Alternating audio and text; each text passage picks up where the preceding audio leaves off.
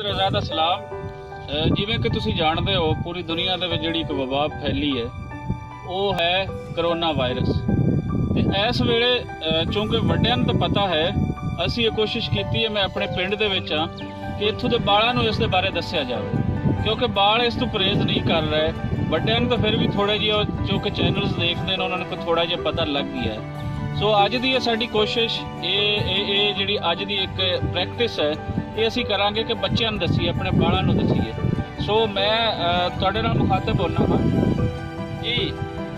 ते असीं इस टाइम मेरे नाल हन सब तो पहले हन आयशा, इस तो अगे हन अकील, इस तो अगे है मरियम तो अगे है अपना बतूल तो अगे है तहरीम।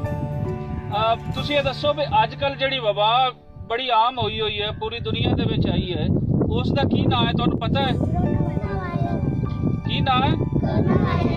Corona virus. कित्थे कित्थे दुनिया, पूरी दुनिया दे विच फैलिआ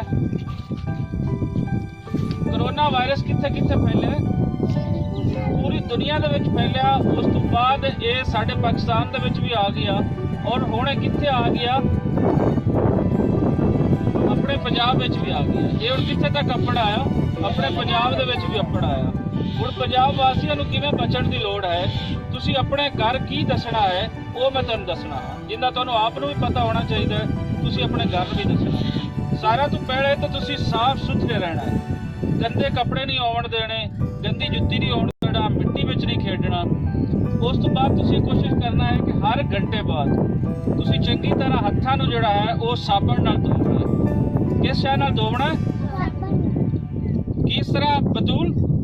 उन्होंने हत्थां नूं किवें धोवना है? चंगी तरह साबण नाल चंगी तरह तुसीं धोवना है। इस नूं कोई 20 तो 25 सेकंड तक तुसीं चंगी तरह उंगलियां भी साफ करनियां, अपने नौह भी साफ करने। ये सारा कोई तुसीं अपने हत्थां नूं चंगी तरह साफ करना है। मुड़ तुसीं की कोशिश करनी है भी अपना मूँह भी धो लेना है, क्योंकि वायरस जिहड़ा है हत्थां दे थ्रू ये मूँह ते आंदा है, तो मूँह के थ्रू ये फिर अगे जिहड़ा है मुंतकिल हो जाता जिसम दे विच। हुण तुसीं एक होर काम की करना है भी घरां दे विच जिवें तुसीं पहले खेडदे आ एक दूसरे दे नाल, तुसीं बिल्कुल उहदे विच तुहाडा फासला हुंदा ही नहीं। हुण तुसीं आपस दे विच भी बालां ने भी फासला रखना है।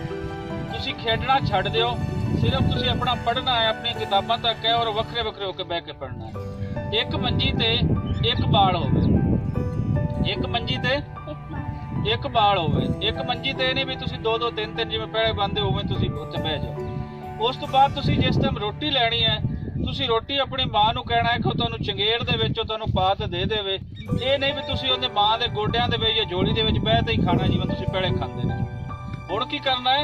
रोटी वखरी होते खानी है, अपनी रोटी लै लैनी है, वखरे होते बह जाना है, वखरा होते खाना है, नेड़े नहीं आवना। कपड़े साफ सुथरे अपने मां ते प्यो नूं आखना है कि सानूं कपड़े दिओ, नावना है, हाथ धोवणे ते दूर दूर रवना है। किस तरह करना है? उच्चा बोलो। नावना है, हाथ धोवणे ते दूर दूर सारा तो रहना है। किवें करना है तेरी? दूर दूर रहना है। हुण ये काम, ये गल जिहड़ी मैं तुहानूं समझाई है, ये गल तुसीं आप भी इस ते अमल करना है। ਜਿਹੜੇ बाकी ਤੁਹਾਡੇ ਨਾਲ ਖੇਡਣ ਆਵਣ ਤੁਸੀਂ ਉਹਨਾਂ ਨੂੰ ਵੀ ਦੱਸਣਾ ਹੈ ਕਿ ਹੁਣ ਆਪਾਂ ਖੇਡਣਾ ਨਹੀਂ ਹੈ। ਇਹ ਜਿਹੜੇ 2 ਹਫ਼ਤੇ ਜਿਵੇਂ ਆਪਾਂ ਨੂੰ ਗਵਰਨਮੈਂਟ ਨੇ ਦੱਸਿਆ ਹੈ ਨਾ, ਆਪਾਂ ਉਸ ਤੇ ਉਵੇਂ ਦਾ ਉਵੇਂ ਅਮਲ ਕਰਨਾ। ਉਹ ਗੱਲ ਅਸੀਂ ਸਾਰੀ ਦੀ ਸਾਰੀ ਮੰਨਣੀ ਹੈ। ਇਹ ਨਹੀਂ ਕਿ ਜਿਹੜਾ ਗਵਰਨਮੈਂਟ ਆਖਦੀ ਪਈ ਹੈ ਹੁਣ ਅਸੀਂ ਨਹੀਂ ਮੰਨਣੀ। ਗਵਰਨਮੈਂਟ ਜਿਹੜੀ ਇਸ ਵੇਲੇ ਹੈ ਉਹ ਸਾਡੀ ਸਿਹਤ ਨੂੰ ਸਾਨੂੰ ਬਚਾਉਣ ਵਾਸਤੇ ਜੋ ਕੁਝ ਕਰ ਰਹੀ ਹੈ, ਅਸੀਂ ਉਹਨਾਂ ਦਾ ਸਾਥ ਦੇਣਾ। ਅਸੀਂ ਗਵਰਨਮੈਂਟ ਦਾ ਕੀ ਕਰਨਾ ਹੈ? साथ देना है, क्योंकि गवर्नमेंट ते साडी ये सारा वास्ते मुसीबत है, आफत ये साडी सांझी है। ये असीं इकट्ठे होकर इस तो जान छुड़ाउणी है। जिवें जिवें दस्सिआ जावे उवें उवें असीं करना है। ठीक है, तुहानूं गल समझ आ गई? हुण तुसीं अपने घरां दे विच की जाके आखना है? तरीम दसना है।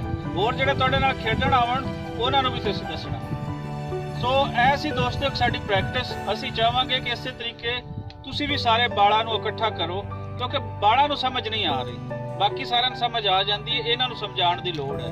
और ये जिहड़े पहले खेडण जांदे हन, इन्हां दा खेडना भी इन्हां नूं अपनी चार पाई ते चीज़ां दे दिओ जिंदे नाल खेडदे रहन। इन्हां नूं बेशक तुसीं मोबाइल दे दिओ, गेम्स दे दिओ, लैपटॉप ते बह जाण, अपनी किताबां दे नाल बह जाण, ਇਹਨਾਂ ਦਾ ਵੀ ਤੁਸੀਂ ਕੰਟਰੋਲ ਕਰਨਾ ਹੈ। ਇਹ ਨਹੀਂ ਕਿ ਕਰੋਨਾ ਵਾਇਰਸ ਦੀ ਕੋਈ ਸ਼ਰਤ ਹੈ ਵੀ ਉਹ 20 ਸਾਲ ਤੋਂ ਉੱਤੇ ਬੰਦਿਆਂ ਨੂੰ ਉਸਨੇ 20 ਸਾਲ ਤੋਂ ਉੱਤੇ ਨੌਜਵਾਨ ਜਾਂ 40 ਸਾਲ ਤੋਂ ਉੱਤੇ ਜਿਹੜੇ ਬੰਦੇ ਹਨ, ਬਾਬੇ ਹਨ, 50 ਸਾਲ ਤੋਂ ਉੱਤੇ, ਉਹਨਾਂ ਨੂੰ ਹੀ ਕਰੋਨਾ ਵਾਇਰਸ ਉਹਨਾਂ ਨੂੰ ਆਉਣਾ ਹੈ। ਇਹ ਸਾਰਿਆਂ ਦਾ ਮਸਲਾ ਹੈ, ਇਹ ਬਾਲਾਂ ਦਾ ਵੀ ਹੈ, ਵੱਡਿਆਂ ਦਾ ਵੀ ਹੈ, ਨਿੱਕਿਆਂ ਦਾ ਵੀ ਹੈ।